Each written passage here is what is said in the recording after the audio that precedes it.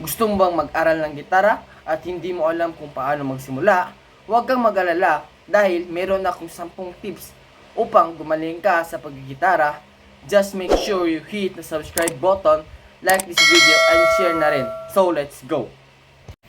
The first is know the part of the guitar. So the first is a headstock, tuning pegs, neck and fret, strings, and the body.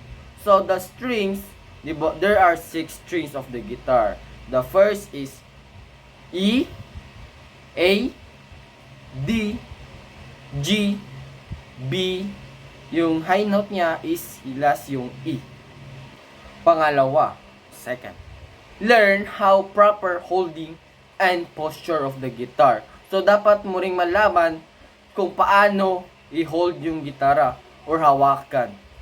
Third, learn how to tune your guitar. So dapat kang mag-practice ng tune. Example, practicein mo yung E, A, D, G, B, E. Dapat ka mag-practice ng paano mo siya i-tune or itimpla para umayos yung tunog niya.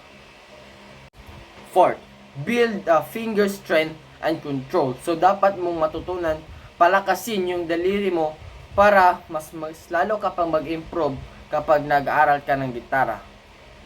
So fifth, nalaman mo na lang part ng gitara, paano ito i-handle. So dapat mo ring malaman kung ano ang chord na ginagamit mo. Example, A, B, C, D, E, F, at G. So dapat mo yan malaman dahil basic chord iyan. So nalaman mo na yung chord, dapat mo na yung practicein yung strumming pattern niya. Example sa strumming pattern is down, down, up, up, down, down.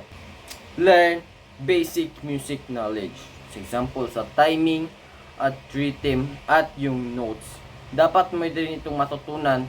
Higit sa lahat yung timing talaga. Dapat mo matutunan yung timing. 8. Practice regularly. 15 to 30 minutes a day is enough na para mag-improve yung pag-aaral mo ng gitara. Kahit 30 minutes lang, okay na yon. At least nag-improve ka sa oras na yon. 9. Be patient with yourself.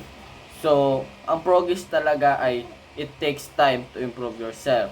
But don't compare yourself to others kasi sila is nag-practice sila ng maayos at mas maaga kaysa sa'yo. So, don't compare yourself, keep improving dahil mag-i-improve ka rin pagdating ng tamang panahon. 10 is enjoy the process. So, dapat mong i-enjoy yung inaaral mo. Huwag kang mataranta dahil sila ay nag-improve na ikaw hindi pa. So, keep improving yourself dahil yun rin, dadating yung tamang panahon na mag-i-improve ka rin. So yun lang, at sana may natutunan ka sa aking video. At huwag mong kalilimutan mag-subscribe, like, and share para maraming tao ang gustong matuto ng gitara kagaya mo at kagaya ko. So bye bye, let's go.